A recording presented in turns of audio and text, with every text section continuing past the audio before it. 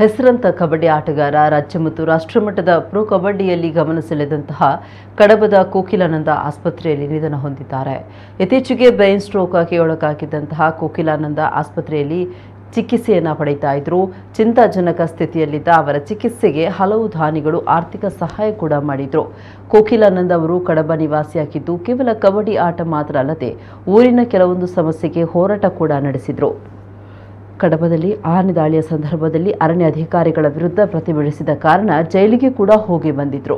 ಬಡತನವಿದ್ರೂ ಹೃದಯ ಶ್ರೀಮಂತಿಕೆ ಹೊಂದಿದ್ದ ಕೋಕಿಲಾನಂದ ಅವರು ಅಪಾರ ಅಭಿಮಾನಿಗಳನ್ನು ಹೊಂದಿದ್ರು.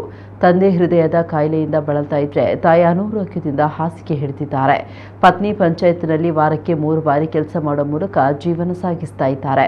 ಒಂದು ಮಗುವನ್ನು ಹೊಂದಿರುವಂತಹ ಕೋಕಿಲಾನಂದ ಅವರ ಅಗಲಿಕೆಗೆ ಅಭಿಮಾನಿಗಳು ಕಂಬನಿ ಮಿಡ್ತಿದ್ದಾರೆ.